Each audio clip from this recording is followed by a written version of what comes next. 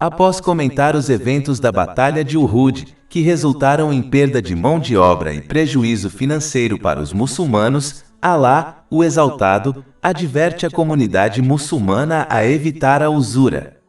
Capítulo 3, Ali Imran, versículo 130. O vos que credes, não consumais a usura dobrada e multiplicada, mas temei a Deus para que sejais bem-sucedidos. Quando Alá, o Exaltado, convoca os crentes no Alcorão Sagrado, seu chamado frequentemente está ligado à concretização de sua afirmação verbal de fé. Isso ocorre porque uma afirmação verbal de fé sem ações tem muito pouco valor no Islã. Ações são a prova e a evidência que se precisa obter para obter recompensa e misericórdia em ambos os mundos. Assim como uma árvore frutífera só é útil quando produz frutos, da mesma forma, a fé só é útil quando produz boas ações. Nesse caso, Alá, o Exaltado, adverte os muçulmanos contra a usura, pois ela só causa instabilidade financeira para a sociedade. Juros financeiros denotam o valor que um credor recebe de um mutuário a uma taxa de juros fixa. Na época da revelação do Alcorão Sagrado, muitas formas de transações com juros eram praticadas. Uma delas era a de o vendedor vender um artigo e fixar um prazo para o pagamento do preço, estipulando que, se o comprador não pagasse dentro do prazo especificado, estenderia o prazo, mas aumentaria o preço do artigo. Outra era a de uma pessoa emprestar uma quantia em dinheiro a outra, e estipular que o mutuário deveria devolver um valor especificado superior ao valor emprestado dentro de um determinado prazo. Uma terceira forma de transação com juros era a de o mutuário e o vendedor concordarem que o primeiro pagaria o empréstimo dentro de um certo limite a uma taxa de juros fixa, e que, se não o fizessem dentro do limite, o credor estenderia o prazo, mas ao mesmo tempo aumentaria a taxa de juros. É em transações como essas que as injunções mencionadas aqui se aplicam. Aqueles que acreditam nisso falham em diferenciar entre o lucro obtido com investimentos lícitos e juros financeiros. Como resultado dessa confusão, alguns argumentam que, se o lucro sobre o dinheiro investido em um negócio é lícito, por que o lucro obtido com um empréstimo deveria ser considerado ilícito? Eles argumentam que, em vez de uma pessoa investir seu patrimônio, ela o empresta a alguém que, por sua vez, obtém lucro com ele. Em tais circunstâncias, por que o mutuário não deveria pagar ao credor uma parte do lucro? Eles falham em reconhecer que nenhum empreendimento comercial está imune a riscos. Nenhum empreendimento oferece garantia absoluta de lucro. Portanto, não é justo que apenas o financiador seja considerado com direito a um lucro a uma taxa fixa em todas as circunstâncias e deva ser protegido contra qualquer chance de perda. Não faz parte da justiça que aqueles que dedicam seus recursos não tenham lucro garantido a nenhuma taxa fixa, enquanto aqueles que emprestam seu patrimônio estejam totalmente protegidos contra todos os riscos de perda e tenham lucro garantido a uma taxa fixa. Em uma transação legal normal, um comprador obtém benefício de um item que compra de um vendedor. O vendedor recebe uma compensação pelo esforço e tempo despendidos na fabricação do item.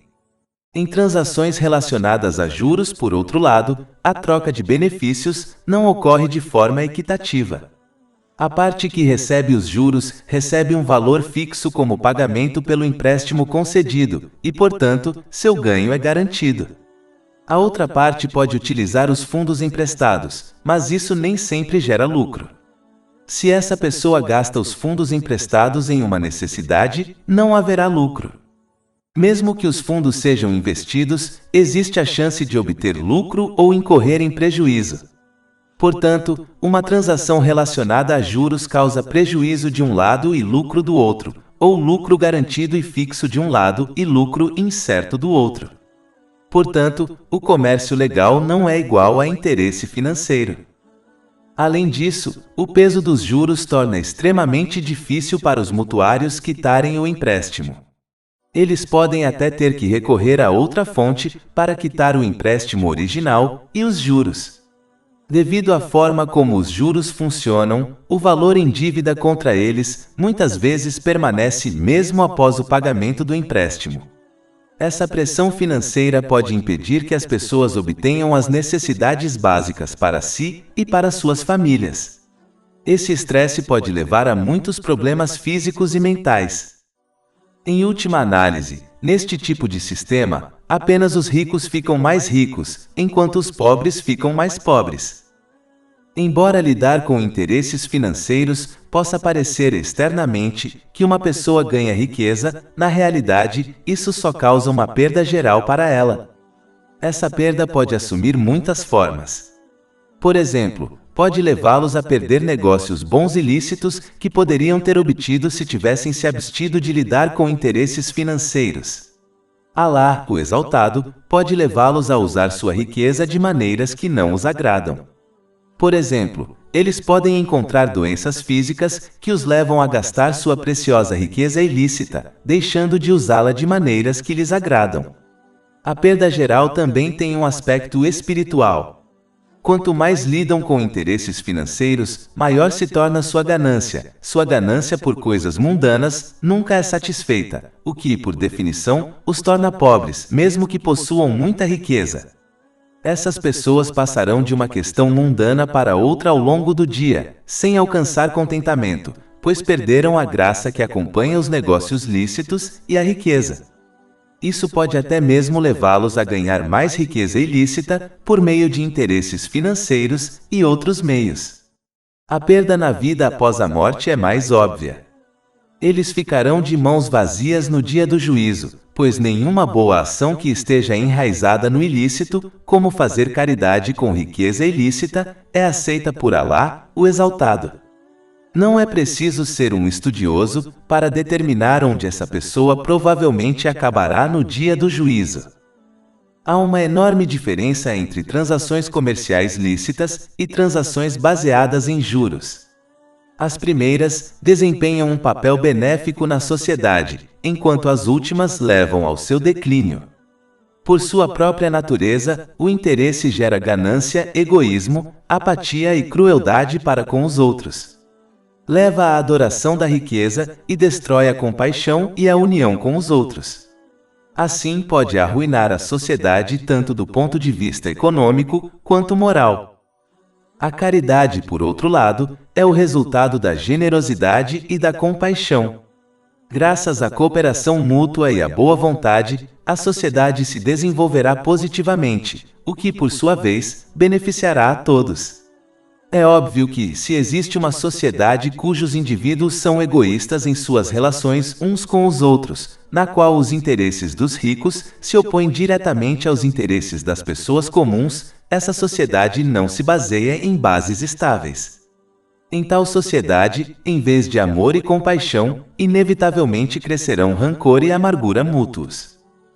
Em suma, quando as pessoas satisfazem suas próprias necessidades e as de seus dependentes, e em seguida, gastam de forma caritativa com seu excedente de riqueza, ou participam de empreendimentos comerciais mutuamente legítimos, o comércio, a indústria e a agricultura em tal sociedade melhorarão.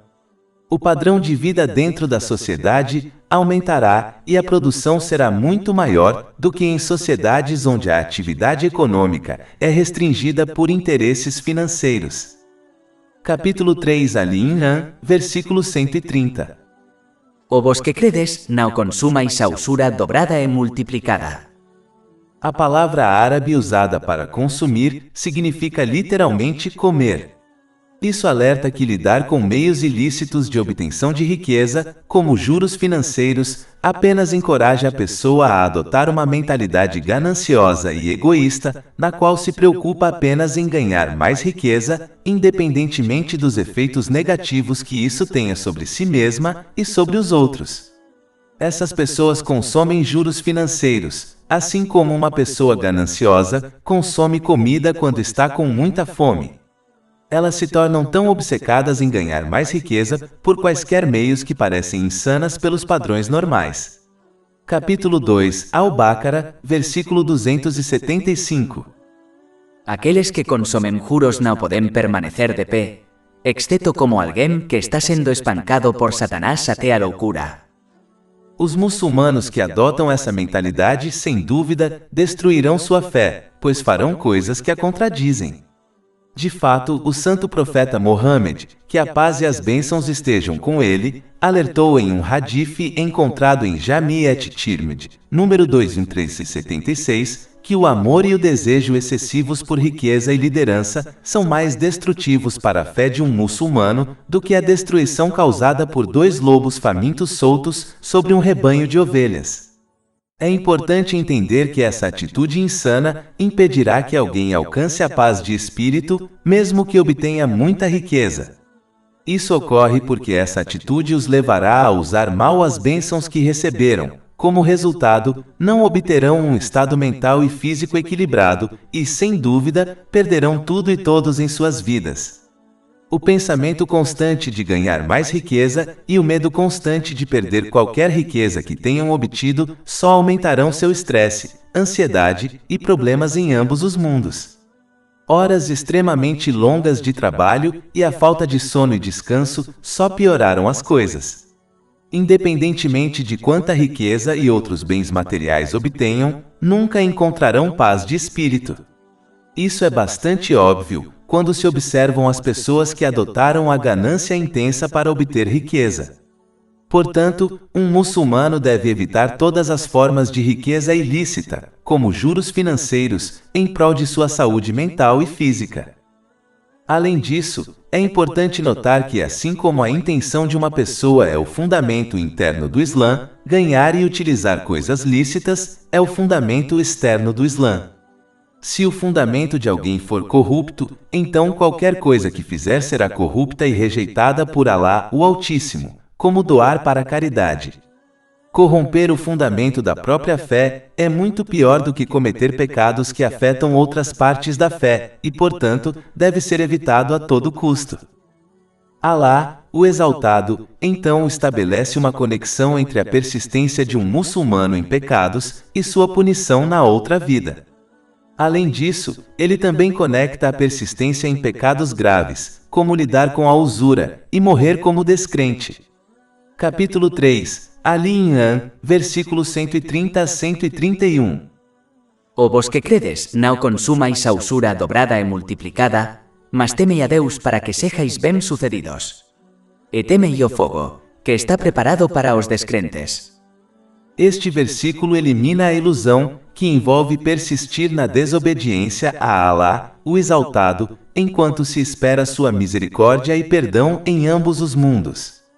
Já a esperança real envolve o empenho na obediência a Alá, o Exaltado, o que envolve o uso correto das bênçãos concedidas de acordo com os ensinamentos islâmicos, a reforma do comportamento e a esperança na misericórdia e no perdão de Alá, o Exaltado, em ambos os mundos. Essa diferença foi discutida em um hadith encontrado em Jami' at-Tirmidhi, número 2459. Portanto, é preciso reconhecer a diferença e garantir que se tem a esperança real na misericórdia e no perdão de Alá, o Exaltado, e evitar a ilusão, pois ela não tem valor no Islã. Além disso, este versículo alerta os muçulmanos de que, se persistirem em desobedecer a Alá, o Exaltado, existe a possibilidade de deixarem este mundo sem a sua fé. Isso porque uma declaração verbal de fé só tem valor quando alguém a concretiza, obedecendo a Alá, o Exaltado. É vital compreender que a fé é como uma planta que precisa ser nutrida com atos de obediência para florescer e sobreviver. Da mesma forma que uma planta que não obtém alimento como a luz solar, morrerá, a fé de uma pessoa que não a nutre com atos de obediência pode morrer. Esta é a maior perda. Portanto, deve-se evitar esse resultado temendo as consequências dos próprios pecados. Capítulo 3 Ali Imran, versículo 131. E temei o fogo preparado para os descrentes. De modo geral, como toda a criação pertence e está sob o completo controle e jurisdição de Alá, o Exaltado, a pessoa não tem escolha a não ser cumprir suas regras. Assim como uma pessoa enfrentará problemas se não cumprir as regras estabelecidas pelo governo responsável por um determinado país, também enfrentará problemas em ambos os mundos se não cumprir as regras do dono do universo. Uma pessoa pode ser capaz de deixar um país se não estiver satisfeita com suas regras, mas não poderá escapar para um lugar onde as regras e a jurisdição de Alá, o Exaltado, não se apliquem. Uma pessoa pode ser capaz de mudar as regras de sua sociedade, mas nunca poderá mudar as regras de Alá, o Exaltado. Além disso, assim como uma pessoa que possui uma casa decide as regras da casa, mesmo que outras pessoas se oponham a essas regras, da mesma forma, o universo pertence a Alá, o Exaltado, e portanto, somente ele decide as regras deste universo, quer as pessoas gostem dessas regras ou não. Portanto, é preciso cumprir essas regras, para seu próprio bem. Aquele que compreende este fato cumprirá as regras de Alá, o Exaltado, e se esforçará para obedecê-lo, usando as bênçãos que lhe foram concedidas de maneiras que lhe agradem, conforme descrito no Alcorão Sagrado e nas tradições do santo profeta Mohammed, que a paz e as bênçãos estejam com ele. Uma pessoa pode se esforçar para aprender a sabedoria por trás dos mandamentos e proibições de Alá, o Exaltado, para que entenda como eles a beneficiam, e a sociedade em geral, e como conduzem a paz da mente e do corpo em ambos os mundos, ou pode adorar seus desejos e rejeitar os ensinamentos do Islã. Mas aquele que não cumpre as regras islâmicas deve se preparar para enfrentar as consequências de sua escolha em ambos os mundos, e nenhuma objeção, protesto ou reclamação o salvará. Capítulo 18 Al-Kahf, versículo 29. E dice a verdade vem do teu Senhor, portanto quem quiser que creia, e quem quiser que negue a fé. Preparamos para os iníquos un fogo cujos muros os cercará. E se clamarem por socorro, será o libertos com água como óleo turbo, que lhe aches queima o rosto. Que bebida horrível e que lugar de repouso terrível.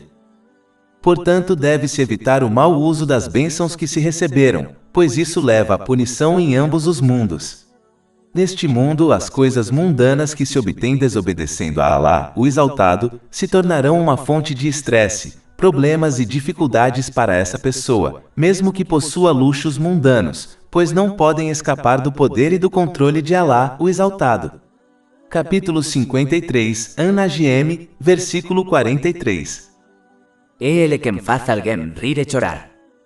Além disso, quem abusa das bênçãos que lhe foram concedidas, obterá um estado mental e físico desequilibrado, e perderá tudo e todos em sua vida. Isso aumentará seu estresse e problemas em ambos os mundos. Além disso, como esse comportamento o impede de se preparar adequadamente para sua prestação de contas no dia do juízo, o castigo que enfrentará na vida após a morte será mais óbvio e muito pior do que o castigo deste mundo. Capítulo 3 Ali-Imran, versículo 131. E temei o fogo preparado para os descrentes. Deve-se, portanto, evitar essa atitude esforçando-se na obediência a Alá, o Exaltado. Isso envolve usar as bênçãos que lhes foram concedidas corretamente, conforme descrito no Alcorão Sagrado e nas tradições do santo profeta Mohammed, que a paz e as bênçãos estejam com ele. Esse comportamento leva à paz de espírito em ambos os mundos. Portanto, uma pessoa deve aceitar e agir de acordo com os ensinamentos islâmicos para seu próprio bem, mesmo que contrariem seus desejos. Eles devem se comportar como um paciente sábio que aceita e age de acordo com o conselho médico de seu médico, sabendo que é o melhor para eles, mesmo que sejam prescritos medicamentos amargos e um plano de dieta rigoroso. Da mesma forma que esse paciente sábio alcançará boa saúde mental e física, também a pessoa que aceita e age de acordo com os ensinamentos islâmicos. Isso ocorre porque o único que tem o conhecimento necessário para garantir que uma pessoa alcance um estado mental e físico equilibrado e coloque corretamente tudo e todos em sua vida é Alá, o Exaltado. O conhecimento dos estados mentais e físicos dos humanos possuídos pela sociedade nunca será suficiente para alcançar esse resultado. Apesar de todas as pesquisas realizadas, pois não podem resolver todos os problemas que uma pessoa pode enfrentar em sua vida. Seus conselhos não podem fazer com que alguém evite todos os tipos de estresse mental e físico, nem podem fazer com que alguém coloque corretamente tudo e todos em sua vida, devido ao conhecimento limitado, experiência, previsão e devido a preconceitos. Alá, o Exaltado, sozinho tem esse conhecimento, e ele o concedeu à humanidade na forma do Alcorão Sagrado e das tradições do santo profeta Mohammed, que a paz e as bênçãos estejam com ele. Essa verdade é óbvia quando se observa aqueles que usam as bênçãos que lhes foram concedidas de acordo com os ensinamentos islâmicos e aqueles que não o fazem. Embora, na maioria dos casos, os pacientes não entendam a ciência por trás dos medicamentos que lhes são prescritos, e portanto confiem cegamente em seu médico, Alá, o Exaltado, convida as pessoas a refletirem sobre os ensinamentos do Islã para que possam apreciar seus efeitos positivos em suas vidas. Ele não espera que as pessoas confiem cegamente nos ensinamentos do Islã. Em vez disso, deseja que reconheçam sua veracidade a partir de suas provas claras. Mas isso exige que a pessoa adote uma mente imparcial e aberta ao se aproximar dos ensinamentos do Islã. Capítulo 12, Yusuf, versículo 108. Dice: Este é o meu caminho, convido a Alá com discernimento e ue aqueles que me seguem. Além disso, como Alá, o Altíssimo, controla sozinho o coração espiritual das pessoas, a morada da paz de espírito, ele sozinho decide quem a obtém e quem não a obtém. Capítulo 53, An-Najm, versículo 43. É ele quem faz alguém rir e chorar. E é evidente que Alá, o Exaltado, somente dará paz de espírito àqueles que usarem corretamente as bênçãos que ele lhes concedeu. Isso se alcança através da obediência a Alá, o Exaltado, e ao seu santo profeta Mohammed, que a paz e as bênçãos estejam com ele. Capítulo 3, Ali-Imran, versículo 132. E obedece a Alá e ao mensageiro para que posses obter misericórdia. A obediência a Alá, o Exaltado, envolve praticar boas ações para a sua satisfação. Quem age por outros motivos não receberá recompensa de Alá, o Exaltado. Isso foi advertido em um hadith encontrado em Jami' at-Tirmidhi, número 3154. A obediência a Alá, o Exaltado, também envolve o cumprimento dos 3 aspectos do Alcorão Sagrado. O primeiro é recitá-lo correta e regularmente. O segundo aspecto é compreendê-lo, e o último é aplicá-lo com sinceridade. A obediência ao santo profeta Mohammed, que a paz e as bênçãos estejam com ele, envolve aprender e agir de acordo com sua vida e ensinamentos. Portanto, é preciso apoiar a declaração verbal de fé, amor e respeito ao santo profeta Mohammed, que a paz e as bênçãos estejam com ele, aprendendo e agindo de acordo com sua vida e ensinamentos. Capítulo 3, Ali-Imran, versículo 31. Dice: Se amais a Deus, seguime, e Deus vos amará e perdoará os vossos pecados. E Deus é perdoador e misericordioso. E capítulo 59, Al-Hashir, versículo 7. E tudo o que o mensageiro vos deu, aceitai. E tudo o que ele vos proibiu, abstende vos. Capítulo 2, Al-Baqara, versículo 80. E eles dicen: O fogo nunca nos tocará, excepto por alguns días contados. Dice: Fixestes alianza con Alá. Pois Alá llamé quebrará sua alianza. Ou falais de Alá o que não sabeis. E capítulo 4, An-Nisa, versículos 150 a 151. De fato, aqueles que discriminem Alá e em seus mensageiros e desejam discriminar entre Alá e seus mensageiros, dizendo: cremos em uns e descremos em outros, e desejam adotar un medio termo. Eses são os descrentes de fato. E preparamos para os descrentes un castigo humillante. E capítulo 4, An-Nisa, versículo 80. Aquele que obedece ao mensageiro obedece a Deus. E capítulo 33, Al-Ahzab, versículo 21. Certamente, para ti, há no mensageiro de Alá un excelente exemplo para todos aqueles cuja esperança está em Alá, e no dia do juízo final é que se lembram de Alá frequentemente.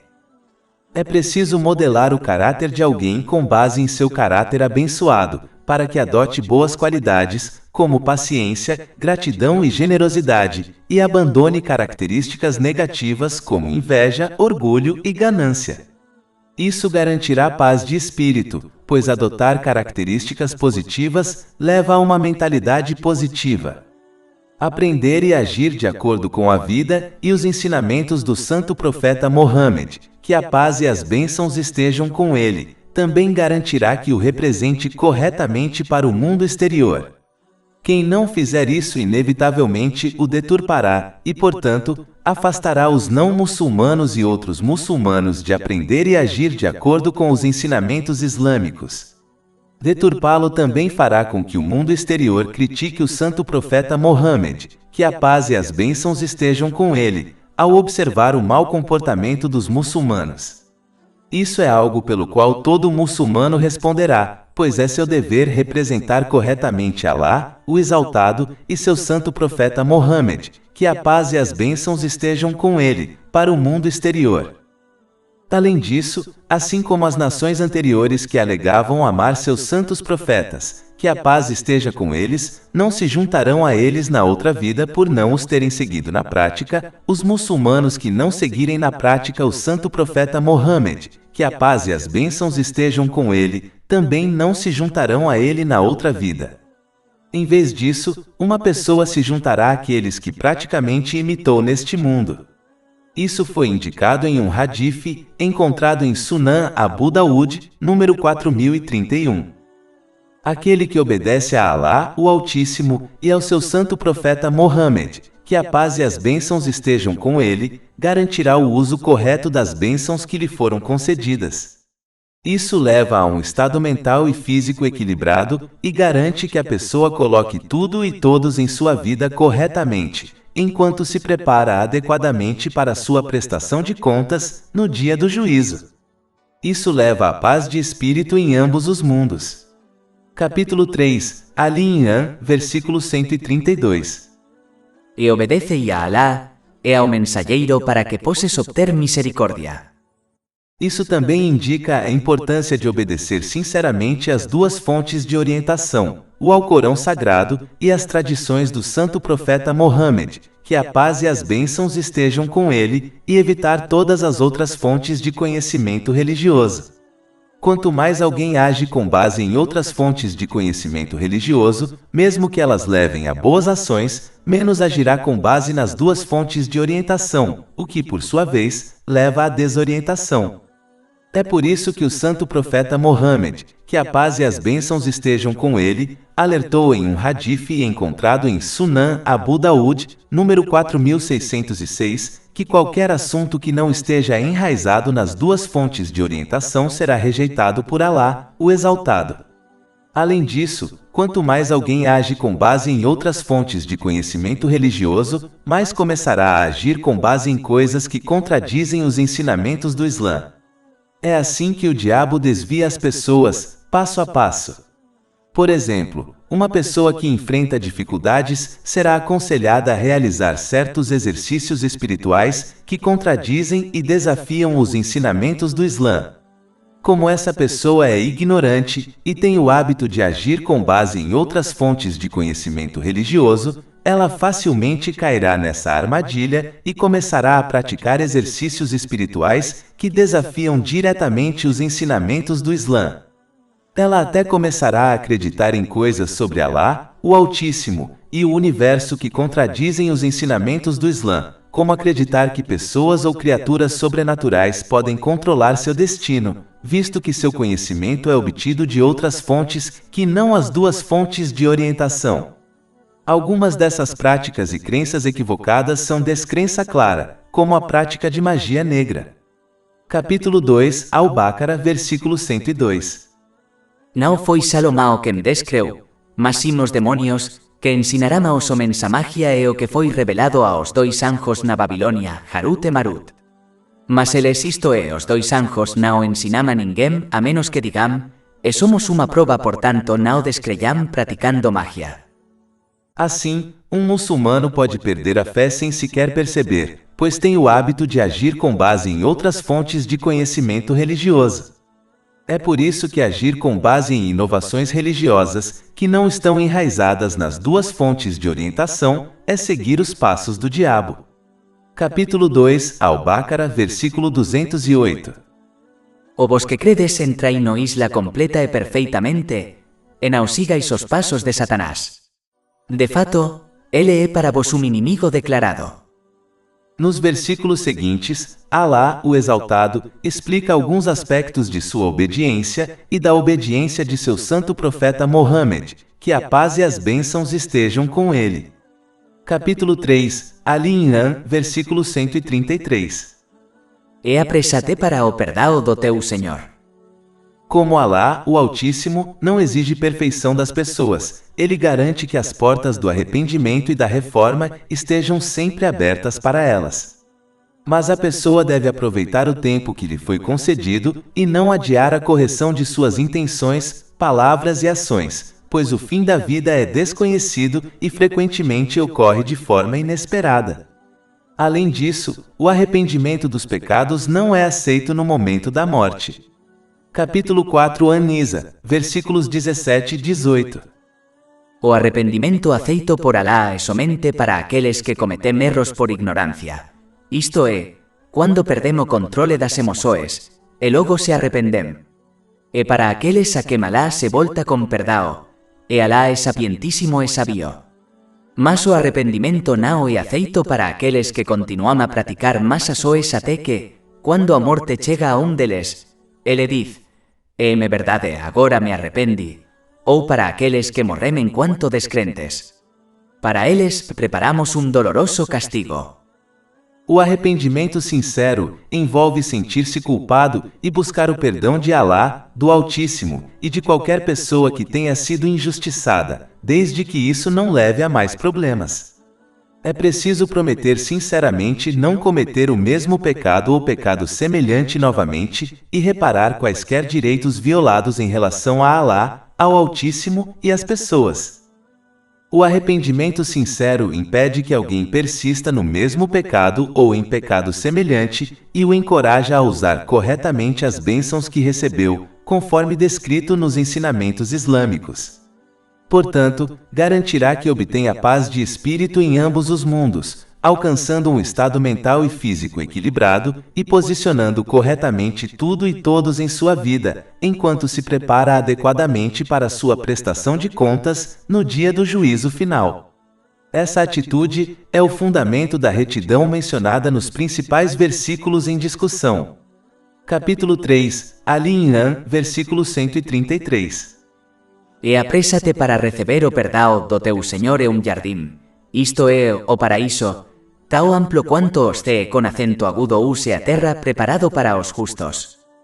Alá, o Exaltado, destaca ainda mais algumas das características da retidão. É importante notar que isso indica ainda mais que a declaração verbal de fé no Islã não é suficiente até que a sustente com ações práticas de obediência e retidão. Capítulo 3, Ali Imran, versículo 134. Quem dedica a causa de Alá, nos momentos de alegria e de tristeza. Isso envolve usar as bênçãos que alguém recebeu, como sua energia, tempo e riqueza, de maneiras que agradam a Alá, o Exaltado, conforme descrito no Alcorão Sagrado e nas tradições do santo profeta Mohammed, que a paz e as bênçãos estejam com ele. Para adotar a atitude correta, pela qual alguém persiste nesse comportamento tanto em tempos fáceis quanto difíceis, deve adotar gratidão e paciência. A gratidão o encorajará a obedecer a Alá, o Exaltado, em tempos fáceis, e a paciência o encorajará a obedecer a Alá, o Exaltado, em tempos difíceis. A gratidão na intenção de alguém envolve apenas agir para agradar a Alá, o Exaltado. A gratidão na fala de alguém envolve falar o que é bom ou permanecer em silêncio. E a gratidão nas ações de alguém envolve usar as bênçãos que alguém recebeu de maneiras que agradam a Alá, o Exaltado, conforme descrito no Alcorão Sagrado e nas tradições do santo profeta Mohammed, que a paz e as bênçãos estejam com ele. Além disso, a paciência envolve evitar reclamar com a própria fala ou ações e permanecer firme na obediência a Alá, o Exaltado, acreditando que Ele só escolhe o que é melhor para eles, mesmo que isso não seja óbvio para eles. Capítulo 2, Al-Baqarah, versículo 216. Mas talvez você odeie algo e isso seja bom para você, e talvez você ame algo e isso seja ruim para você. E Alá sabe, enquanto você não sabe. Portanto, quem age corretamente em todas as situações terá o apoio e a misericórdia constantes de Alá, o Altíssimo, o que, por sua vez, conduz à paz de espírito em ambos os mundos. Este é o conselho de um hadith encontrado em Sahih Muslim, número 7500. Capítulo 3 Al-Imran, versículo 134. Que me dedica a causa de Alá, nos momentos de alegria e de tristeza. Quando um muçulmano verdadeiramente acredita que tudo o que possui pertence a Alá, o Altíssimo, então usar corretamente as bênçãos que possui, como fazer caridade pela graça de Alá, o Altíssimo, torna-se fácil. Quem adota essa atitude, percebe que está simplesmente devolvendo um empréstimo que lhe foi concedido por Alá, o Altíssimo. Capítulo 2, Al-Baqarah, versículo 254. O vos que credes, despendei daquilo que vos agraciamos. Esse comportamento também protege alguém de destruir sua boa ação de caridade por meio do orgulho. O orgulho faz com que a pessoa acredite que está fazendo um favor a Alá, o Exaltado, e aos necessitados ao doar caridade. Mas da mesma forma que alguém devolve um empréstimo bancário sem orgulho, os muçulmanos precisam perceber que sua caridade é uma forma de pagar o empréstimo dado por Alá, o Exaltado. Além disso, os necessitados estão fazendo um favor ao doador ao aceitar sua caridade. Os necessitados são um meio para eles obterem recompensa de Alá, o Exaltado, e sem eles, isso seria impossível. Se alguém acredita que sua riqueza foi acumulada por meio de sua inteligência e força, deve entender que essas coisas também foram dadas por Alá, o Exaltado. Portanto, esse empréstimo na forma de bênçãos como riqueza, deve ser devolvido a Alá, o Exaltado. Caso contrário, eles podem enfrentar uma penalidade que começará neste mundo e continuará no outro. Quando alguém faz caridade, sua transação não é com uma pessoa necessitada, mas sim com Alá, o Exaltado. Quando alguém faz negócio sinceramente com Alá, o Exaltado, pode ter certeza de um lucro inimaginável que a beneficiará neste mundo e no próximo. Isso foi indicado nos principais versículos em discussão. Capítulo 2, Al-Baqarah, versículo 245. Que emprestaria um bom empréstimo a Deus para que Ele o multiplicase muitas vezes. Paciência também é necessária para o próximo aspecto da retidão, discutido nos versículos principais em discussão. Capítulo 3, Al-Imran, versículo 134. E que reprimem a ira. Este versículo não significa que uma pessoa justa não sinta raiva, pois sentir raiva é uma característica inata que até mesmo os santos profetas, que a paz esteja com eles, sentiam. De fato, a raiva é uma característica útil quando controlada e utilizada da maneira correta, como em momentos de autodefesa. O Islã ensina as pessoas a controlar sua raiva para que não cometam pecados desobedecendo a Alá, o Exaltado, com suas palavras ou ações. Por exemplo, uma pessoa com raiva deve permanecer em silêncio e falar somente depois que sua raiva a tiver deixado. Uma pessoa deve deixar a situação em que está envolvida quando está com raiva e retornar somente quando se acalmar. Palavras podem frequentemente ser mais prejudiciais do que ações, portanto é vital controlar a fala, especialmente quando se está com raiva. Para controlar suas ações, uma pessoa com raiva deve adotar uma posição corporal inativa. Ou seja, se estiver em pé deve sentar-se, e se estiver sentada deve deitar-se até se acalmar. Isso foi aconselhado em um hadith encontrado em Sunan Abu Dawud, número 4782. Uma pessoa deve combater os efeitos negativos da raiva, adotando características louváveis, como paciência, tolerância e perdão, que são discutidas nos ensinamentos islâmicos, e abandonar as características negativas discutidas nos ensinamentos islâmicos, como o discurso obsceno. Capítulo 3 Ali-Imran, versículo 134. E que reprimem a ira e que perdoam o povo. Quando alguém aprende a controlar a raiva para falar e agir de acordo com os ensinamentos do Islã, perdoar os outros se tornará mais fácil. Perdoar os outros por Alá, o Altíssimo, é um grande ato, pois conduz ao próprio perdão. Capítulo 24, An-Noa, versículo 22. E que perdoem e ignorem. Não gostarias que Alá te perdoas. É preciso sempre lembrar que, como as pessoas não são anjos, elas estão fadadas a cometer erros, assim como elas mesmas cometem erros.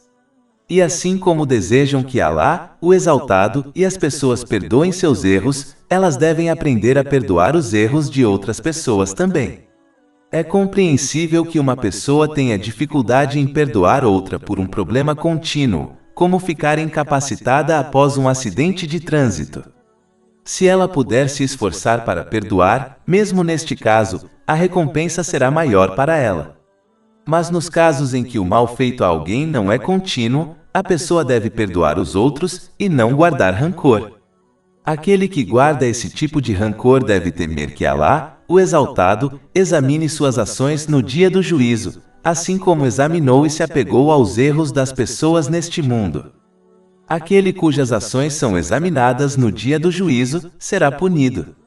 Isso foi confirmado em um hadith encontrado em Sahih Bukhari, número 103. Por fim, é importante observar que perdoar os outros inclui tomar medidas para se proteger dos danos alheios, para que a história não se repita.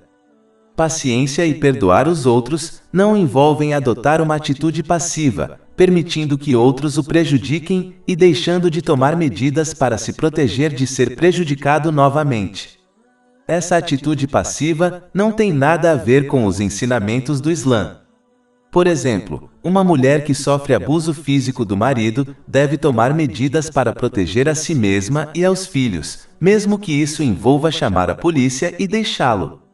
Depois de se proteger e proteger os filhos dos danos causados por ele, e seguir em frente com sua vida, ela pode buscar justiça neste mundo por meio do governo, e buscar justiça no dia do juízo de Alá, o Exaltado. Mas se ela puder perdoá-lo por seus erros passados contra ela, em nome de Alá, o Exaltado, isso a levará ao perdão. Capítulo 3, Ali-Imran, versículo 134. E Alá ama os que fazem o bem. Isso deixa claro que o amor divino é obtido por meio de atos de obediência, não apenas por meio de uma declaração verbal de fé. Quanto mais alguém persiste em fazer o bem, o que envolve usar corretamente as bênçãos que lhe foram concedidas, conforme descrito nos ensinamentos islâmicos, mais cuidado, amor e proteção divinos obterá em ambos os mundos. Isso garantirá que obtenha paz de espírito em ambos os mundos. Capítulo 16, An-Nahl, versículo 97. Todo aquele que praticar o bem, seja homem ou mulher, enquanto for crente, certamente o faremos viver uma vida virtuosa, e lhe ache daremos a recompensa, na outra vida conforme o melhor das suas práticas. Mas é importante notar que o amor e o cuidado divinos não significam que todos os nossos pedidos e desejos serão atendidos neste mundo, ou que evitaremos enfrentar dificuldades. Significa que Alá, o Exaltado, lhes concederá paz de espírito em todas as situações que enfrentarem, sejam tempos fáceis ou difíceis, desde que permaneçam firmes em sua obediência. Capítulo 3, Ali-Imran, versículo 134. E Alá ama os que fazem o bem. Além disso, como não há limites para a prática do bem, isso não deixa desculpas para as pessoas. Fazer o bem envolve usar as bênçãos que nos foram concedidas corretamente, conforme descrito nos ensinamentos islâmicos, e pode, portanto, ser alcançado por todos, independentemente de quantas coisas mundanas lhes tenham sido concedidas por Alá, o Exaltado. Capítulo 3 Ali-Imran, versículo 135. E aqueles que quando cometem uma imoralidade ou prejudicam a si mesmos. Isso pode estar se referindo a pecados maiores e menores. os pecados foram classificados como menores e maiores. Muitas coisas diferentes têm sido discutidas para classificar pecados maiores e menores. Por exemplo, qualquer pecado que o governo islâmico puna é definido como um pecado maior. E qualquer pecado que tenha sido conectado ao inferno, à ira ou à maldição de Alá, o Exaltado, é considerado um pecado maior. Além disso, persistir em pecados menores também pode fazer com que eles se tornem pecados maiores. Pecados maiores só são perdoados com arrependimento sincero, enquanto pecados menores podem ser apagados evitando os pecados maiores e praticando ações justas. Capítulo 4 An-Nisa, versículo 31. Se você evitar os pecados maiores que el achexao proibidos, nos removeremos de você os seus pecados menores. Os ensinamentos islâmicos evitam intencionalmente listar pecados maiores e menores para que os muçulmanos permaneçam vigilantes, presumindo que qualquer pecado que cometam pode ser considerado grave. Se uma lista fosse concedida às pessoas, muitas delas, sem dúvida, persistiriam nos pecados menores, acreditando que são insignificantes. Capítulo 3 Al-Imran, versículo 135. E aqueles que quando cometem uma imoralidade ou prejudicam a si mesmos. Isso também indica que, quando alguém comete um pecado, na realidade está apenas prejudicando a si mesmo, mesmo que isso não seja óbvio para ele. O status infinito de Alá, o Exaltado, não muda se alguém o obedece ou não. Além disso, quanto mais alguém abusa das bênçãos que lhe foram concedidas, mais desequilibrado se tornará seu estado mental e físico, mais ele perderá tudo e todos em sua vida e menos se preparará na prática para sua responsabilidade no dia do juízo final. Isso só lhe causará estresse, problemas e dificuldades em ambos os mundos, mesmo que desfrute de luxos mundanos. Capítulo 9, em Taubá, versículo 82. Portanto, deixem-nos rir um pouco e, depois chorar muito como recompensa pelo que ganharão. Capítulo 20 Taha, versículos 124 a 126. E quem se desviar da minha lembrança terá uma vida difícil, e nos o recolleremos cego no dia da resurreição. Ele dirá, meu Senhor, porque me fizeste cego quando eu enxergava. Alá dirá, assim virá a ti os nossos versículos e tu os esqueceste, e assim serás esquecido neste dia. Além disso, quando alguém prejudica outra pessoa, enfrentará a justiça se não for perdoado pela vítima. Na outra vida, será forçado a retribuir suas boas ações às vítimas, e, se necessário, assumirá os pecados delas até que a justiça seja estabelecida. Isso pode muito bem fazer com que o infrator seja lançado no inferno. Isso foi advertido em um hadith encontrado em Sahih Muslim, número 6579. Portanto, deve-se evitar cometer pecados por si mesmo, seja violando os direitos de Alá, do Altíssimo ou das pessoas. Capítulo 3 Al-Imran, versículo 135. E aqueles que, quando cometem uma imoralidade ou se prejudicam, por transgressão, lembram-se de Alá e pedem perdão por seus pecados. E quem pode perdoar pecados exceto Alá. E que não persistem no que fizeram enquanto sabem.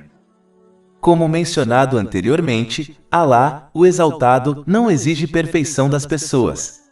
Em vez disso, ele espera que as pessoas se esforcem em sua obediência, e sempre que cometerem um pecado, se arrependam sinceramente e reformem seu comportamento. O arrependimento sincero envolve sentir-se culpado, buscar o perdão de Alá, do Exaltado e de qualquer pessoa que tenha sido injustiçada, desde que isso não leve a mais problemas. Deve-se prometer sinceramente, evitar cometer o mesmo pecado ou pecado semelhante novamente, e reparar quaisquer direitos que tenham sido violados em relação a Alá, ao Exaltado e às pessoas. Além disso, este versículo elimina o falso conceito de pensamento positivo, pelo qual alguém persiste na desobediência a Alá, o Exaltado, enquanto presume que obterá sua misericórdia e perdão. Considerando que a esperança real envolve lutar na obediência a Alá, o Exaltado, o que envolve usar as bênçãos que lhes foram concedidas corretamente de acordo com os ensinamentos islâmicos e reformar o próprio comportamento e então esperar pela misericórdia e perdão de Alá, o Exaltado, em ambos os mundos.